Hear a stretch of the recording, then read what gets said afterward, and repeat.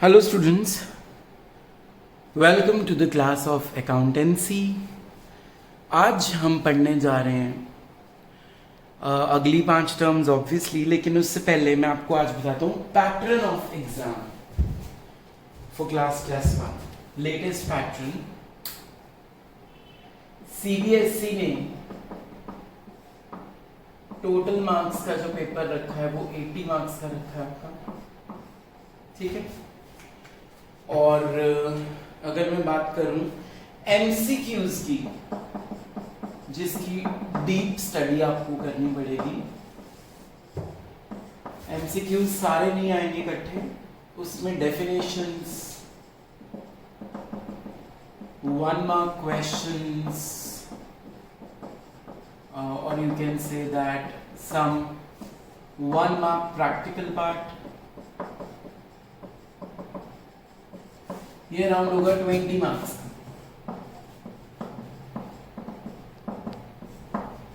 और जो बाकी का पेपर है 60 मार्क्स का,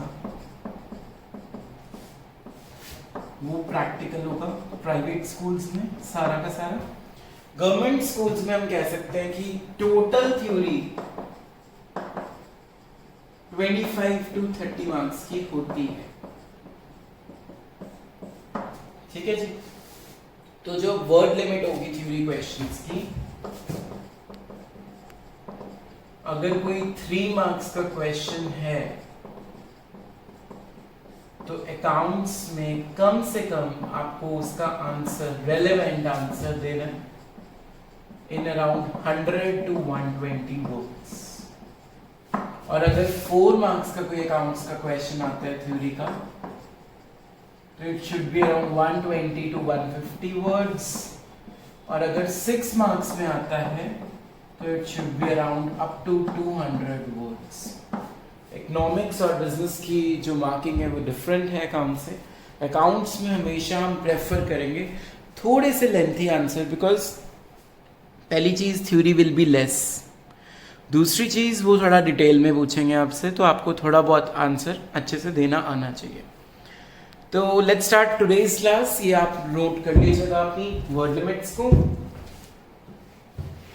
जो आज की क्लास है ना, वो बहुत इंपॉर्टेंट क्लास है, बहुत ज्यादा इंपॉर्टेंट। आज की क्लास में हम करने जा रहे हैं जो फर्स्ट टर्मिनोलॉजी, वो है एसेट्स।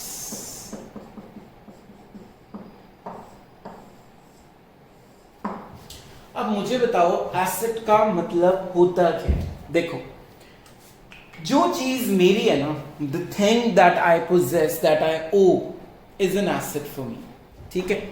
जो भी चीज मेरी चीज है वो मेरे लिए एसेट है। अगर मैं कहूं मेरे पास फर्नीचर है तो इट इज माई एसेट। अगर मैं बोलूं मेरे पास पेन है, इट इज माई एसेट। अगर मैं बोलूं मेरे पास बंगला है, गाड़ी है, ये सारी मेरी एसेट्स हैं। तो एसेट्स का बेसिक मीनिंग क्या होता है? The things that we owe, ठीक है। ये तो हुई एक डेफिनेशन जो कॉमर्स का स्टूडेंट नहीं है। कॉमर्स का स्टूडेंट के accordingly commerce assets means those things which helps us to earn income in our business,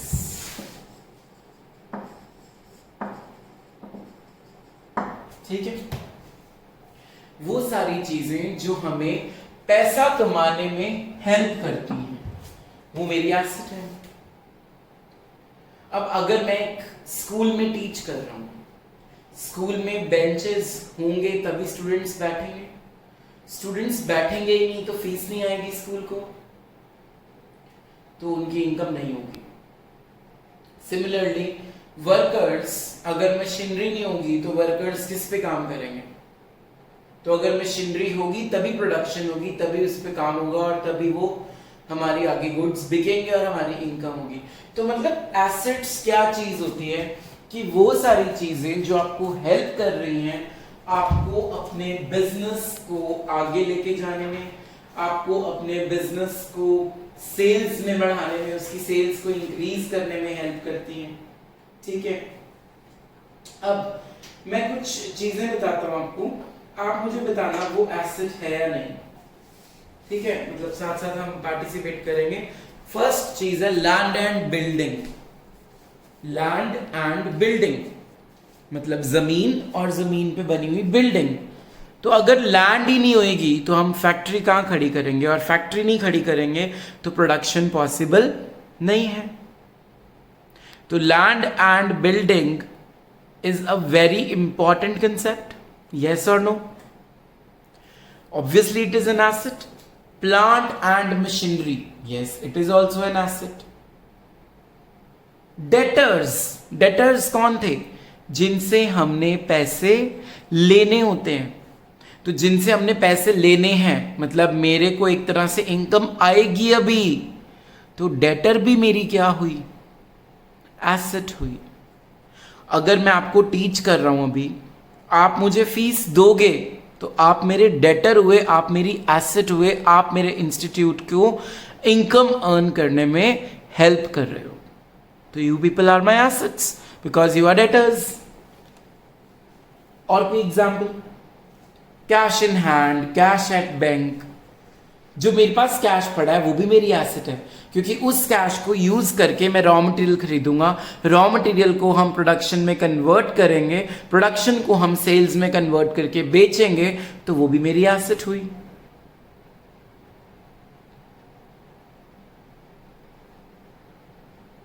तो एसेट्स का बेसिकली मीनिंग क्या होता है, जो चीजें हमारी हैं जिनसे कुछ मनी की वैल्यूज अटैच्ड हो रखी हैं और उसको हम मनी में मेजर कर सकते हैं।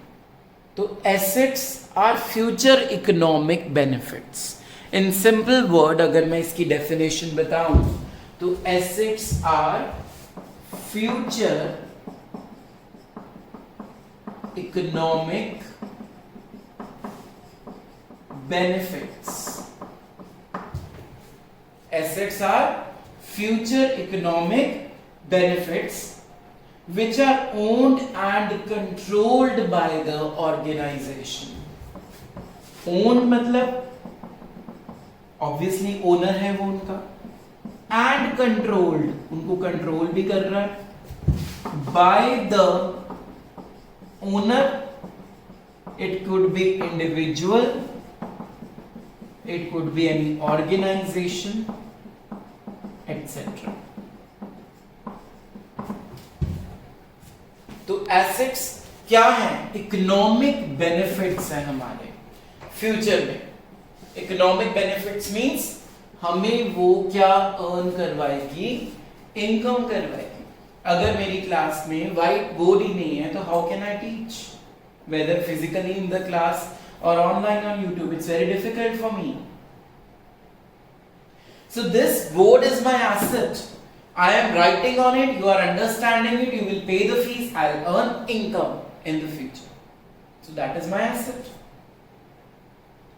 So asset should be owned by the business. सबसे पहले asset should be owned by the business.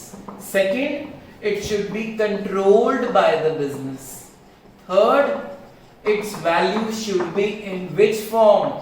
In monetary form, because we record only which transactions?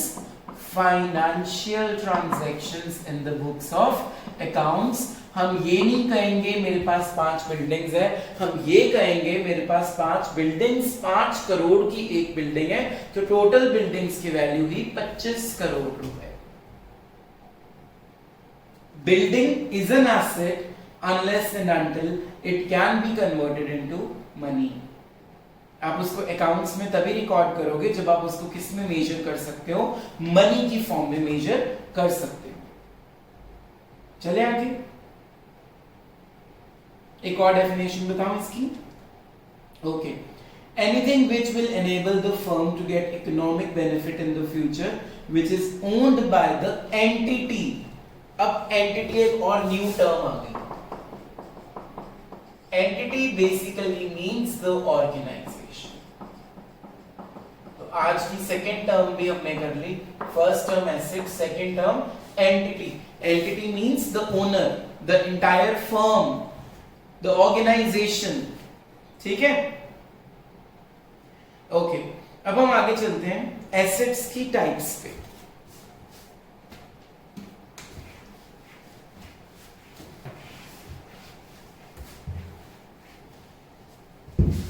देखो जो एसेट्स की टाइप्स हैं वो तीन तरह की हैं।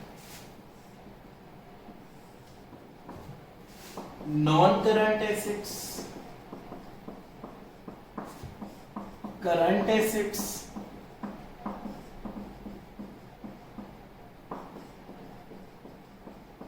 And fictitious assets. इसके ऊपर हम आज नहीं आ रहे क्योंकि इट्स अ डीप कंसेप्ट, है, हम बाद में करेंगे जब आपको पूरी अकाउंटेंसी का मीनिंग पता लग जाएगा। तो आज हम पहली दो टाइप से डिस्कस करेंगे। पहली है नॉन करंट एसेट्स, दूसरी है करंट एसेट्स। बच्चों व्हाट इज नॉन करंट और what is current? Non current मतलब फिक्स्ड एसेट। अब फिक्स्ड एसेट का मतलब क्या हुआ? फिक्स्ड एसेट का मतलब हुआ जो एसेट मेरे साथ सेलिंग पर्पस के साथ नहीं है, इसको बेचने के पर्पस से हम नहीं खरीदते। Whose main purpose is to be used in the organization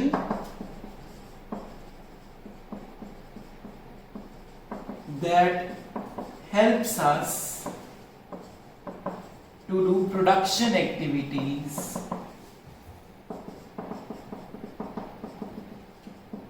and invested a huge amount which is not meant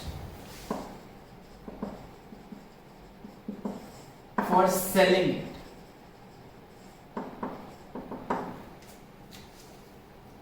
मैं आपको एक एग्जाम्पल देता हूं, आपको समझ आ जाएगा ये मैंने क्या लिखा है। हम लोग घर खरीदते हैं, हम लोग घर खरीदते हैं। हमारा मेन पर्पस क्या है घर खरीदने का? कि हमने उस घर में रहना है, हमने उस घर में रहना है, अपनी जिंदगी बितानी है। तो ये मेरी एसेट हुई। कौन सी एसेट हुई? नॉन करंट एसेट हुई, क्योंकि मेरा मेन मोटिव घर खरीदने का उसमें रहने का है, उसको बेचने का नहीं है। Not meant for selling it, मतलब मैं उसको बेचने के मोटिव से घर को नहीं खरीद रहा हूं। मेरा मेन मोटिव क्या है? उस घर में रहना है मुझे। ऐसे ही ऑर्गेनाइजेशन में आप कोई भी ऐसी चीज लेते हो जिसका आपका मेन मोटिव है कि आपने उसको बेचना नहीं है, आपने उसको यूज करना है आगे चल के। हम एक ऑर्गेनाइजेशन में एम्प्लॉयज के बैठने के लिए टेबल चेयर लेते हैं, फर्नीचर लिया, मतलब हमने क्या उसका मेन मोटिव ये है कि हम अगले साल वो फर्नीचर चेंज कर देंगे? नो, हम उस फर्नीचर को यूज करेंगे आने वाले कुछ सालों तक, 10 साल, 15 साल, 20 साल। तो basically fixed assets are those assets which are held as investments in the organisation, जिसको आप एक इन्वेस्टमेंट की तौर पे यूज कर रहे हो। तो इसका एक मेन कीवर्ड आ गया इन्वेस्टेड, मतलब आप इस एसेट को यूज कर रहे हो एज एन इन्वेस्टमेंट। आप एक फैक्ट्री लगा रहे हो, आप उसमें फर्नीचर ले रहे हो, आप एक लैंड एंड बिल्डिंग ले रहे हो, आप एक खाली लैंड ले रहे हो, आप फर्नीचर, आप मशीनरी ले रहे हो। तो ये सारी एसेट्स कौन सी एसेट्स हुई? Fixed assets.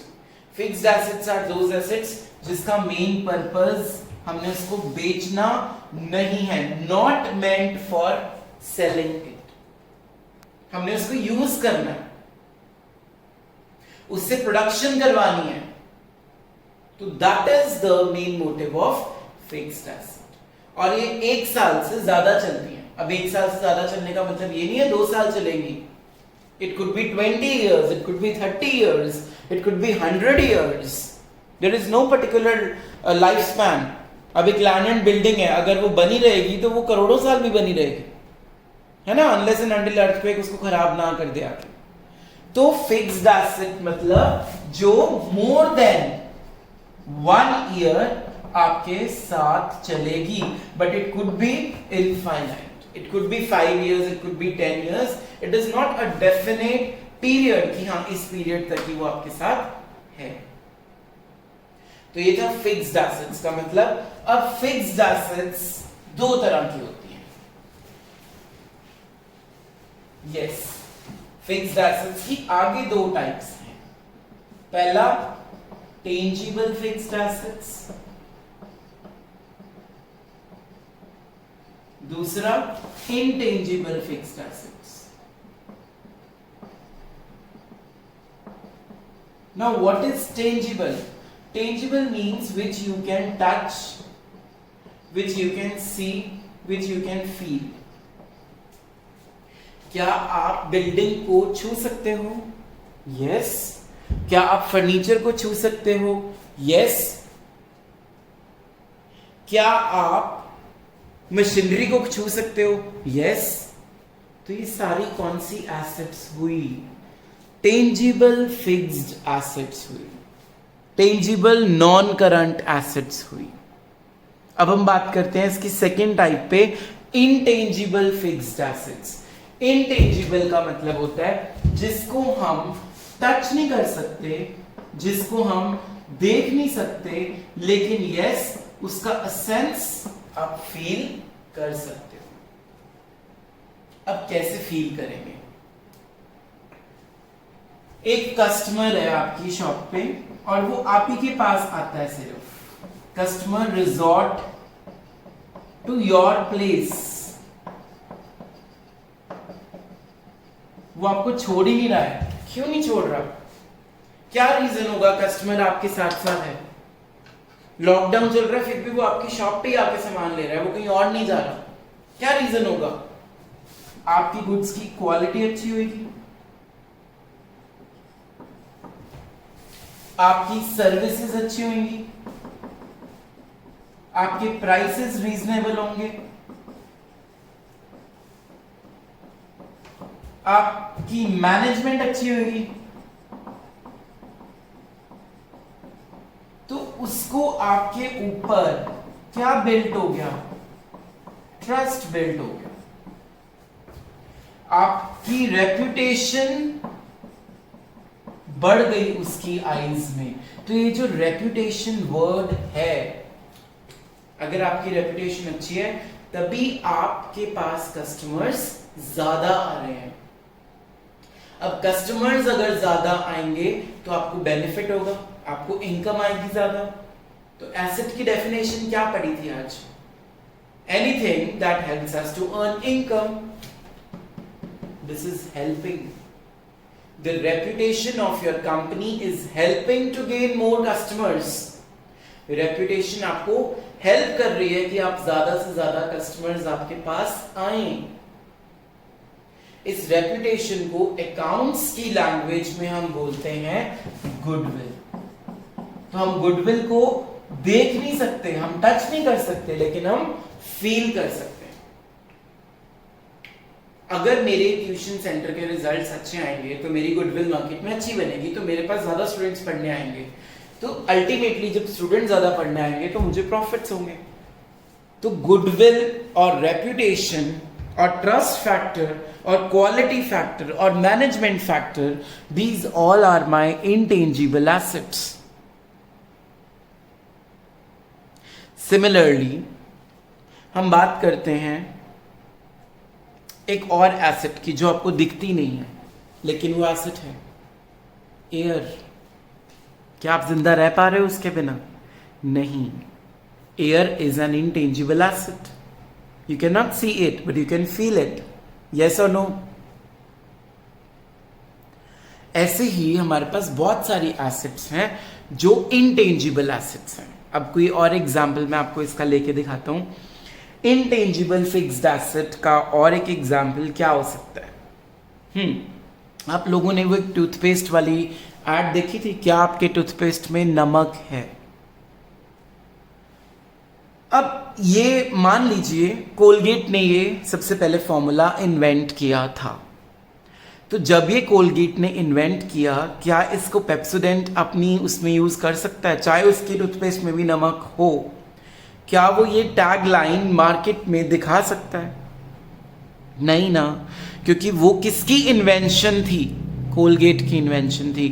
तो पेप्सोडेंट उसको ये चीज यूज नहीं कर सकता। वो अपना कुछ बेशक ले आए, बट वो कोलगेट का टैगलाइन यूज नहीं कर सकता। तो दैट मीन्स कोलगेट वालों ने उसके ऊपर क्या बना लिया? अपना कॉपीराइट।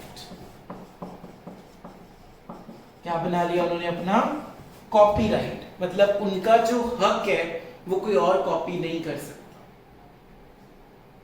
It's their copyright.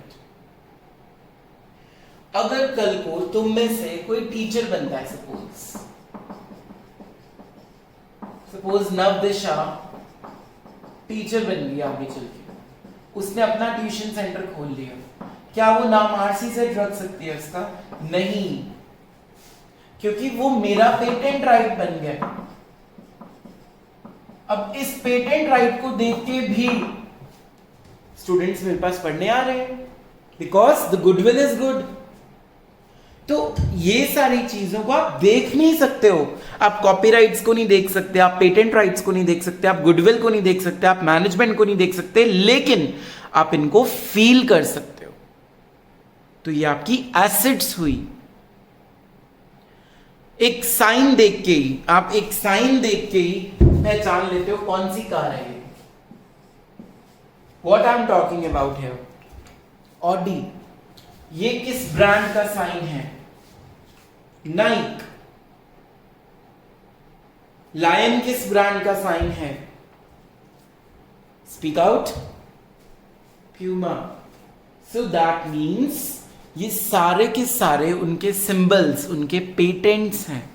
आप अगर कल को न्यू कार बनाते हो अपनी, तो उसमें आप ये सर्कल्स यूज नहीं कर सकते।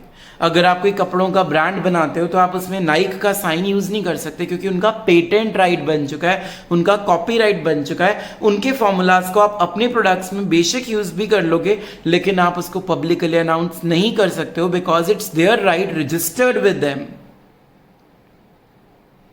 So all these are indirectly helping to earn income, and hence these are intangible fixed assets. तो पहले अभी तक हमने क्या पढ़ा है? What is an asset? Asset means those things which helps us to earn income in the future. अगर मेरे पास लेक्चर स्टैंड होगा, व्हाइट बोर्ड होगा, स्टूडेंट्स होंगे, टेबल होगा, चेयर होगी, तभी मेरे पास इनकम आएगी। अगर बिल्डिंग होगी तभी हम पढ़ाएंगे स्टूडेंट्स को।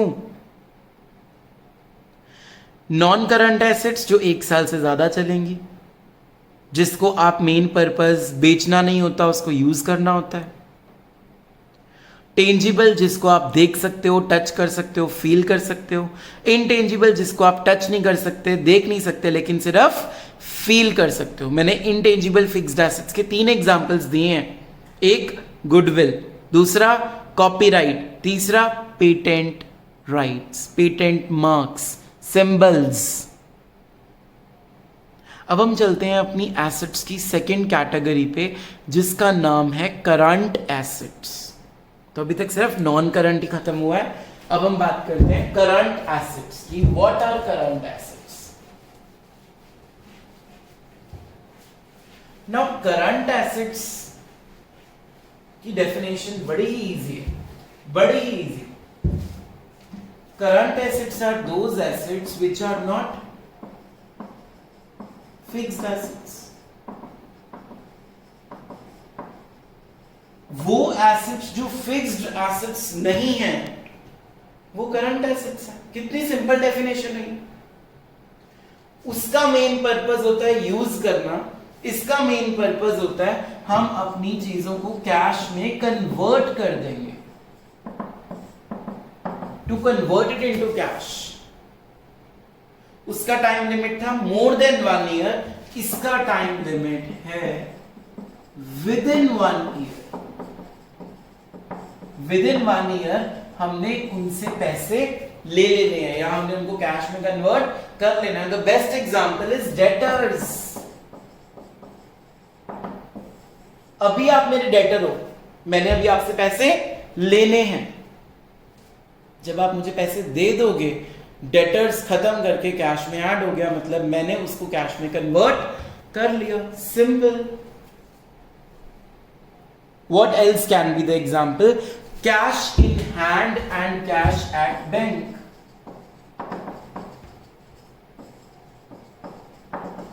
जो पैसा मेरे पास पड़ा है और जो मेरे बैंक में पड़ा है वो भी मेरी करंट एसेट है।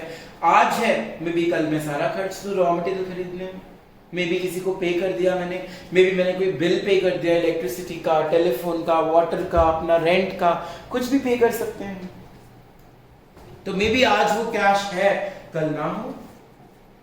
तो ये कौन सी एसेट हुई मेरी? करंट एसेट, जो कि जिसका मेन पर्पस क्या होता है कि हम उसको फटाफट से कैश में कन्वर्ट कर लें। डेटर्स ने पैसे दे दिए, वो कैश में कन्वर्ट हो गए, खत्म बात।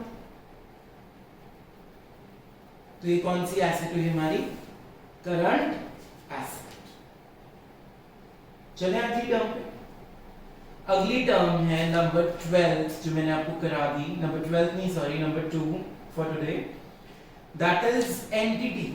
तो एंटिटी का मीनिंग मैंने आपको बता दिया, ठीक है। अगली टर्म पे चलते हैं हम। Bad debts, very very important term, number 3 for today. Third term is bad debts.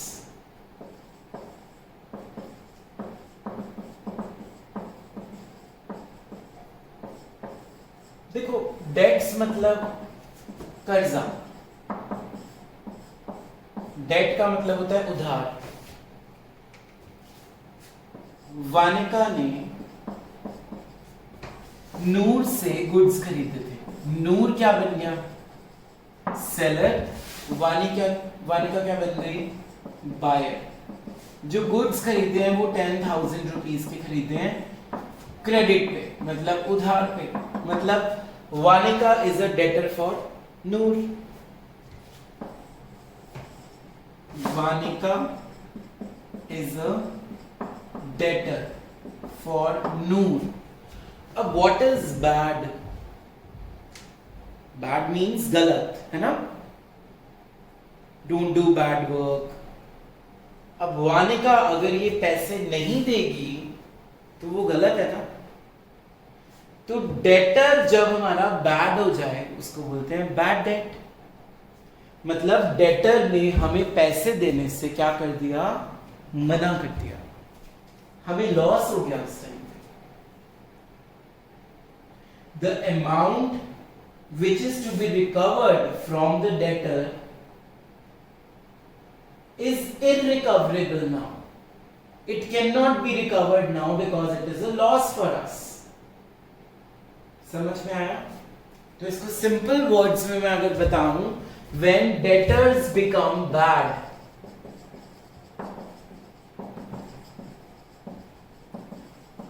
और इंसॉल्वेंट। इंसॉल्वेंट मींस उसकी स्टेट ही नहीं रही ऐसी कि वो तुम्हें पे कर सके। और the amount which was to be received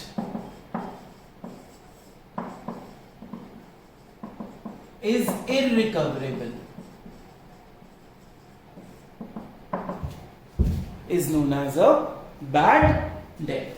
Debtors become bad, it is a bad debt. Simple. Next term आज हम करने जा रहे हैं, वेरी वेरी इंपॉर्टेंट। इसके ऊपर पूरा चैप्टर होगा आपका अकाउंट्स में। फोर्थ टर्म आज की है depreciation, number 4।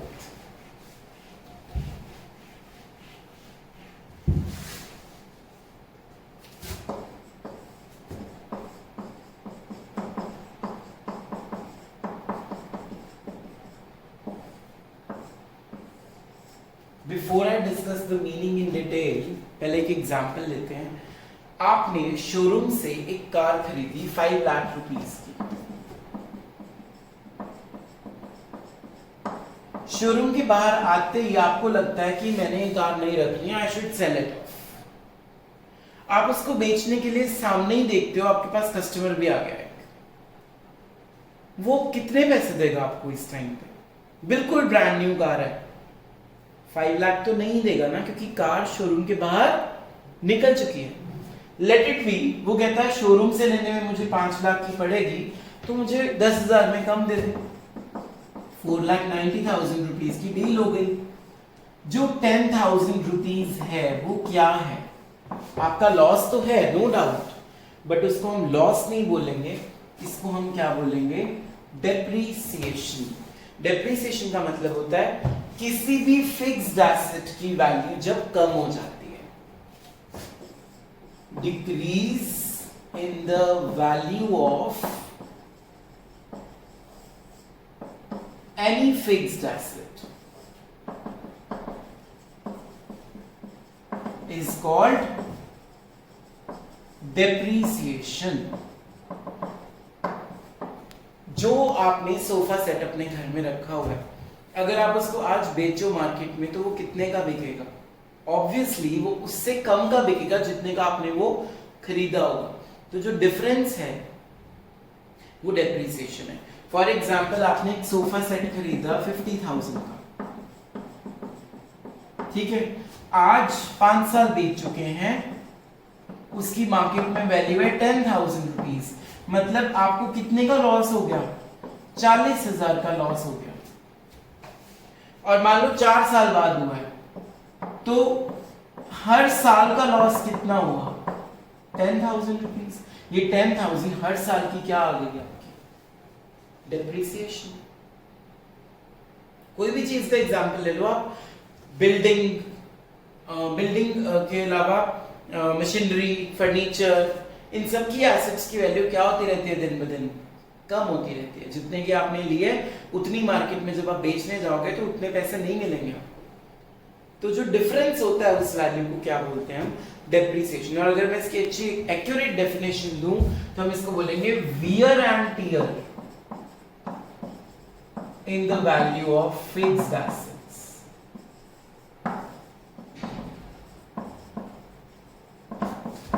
Wear and tear in the value of fixed assets due to its use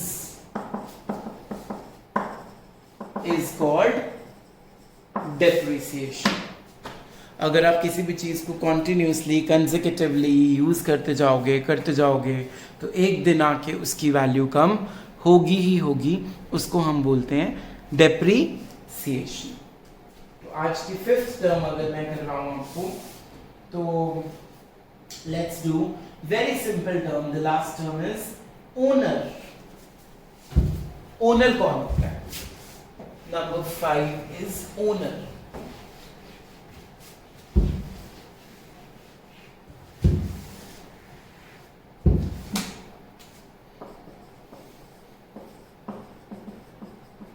owner को हम अकाउंट्स की लैंग्वेज में बोलते हैं प्रोप्राइटर। प्रोप्राइटर होता है जो बिजनेस में पैसा इन्वेस्ट करता है, रिस्क उठाता है हर चीज का, अपने पैसे को मल्टीप्लाई करता है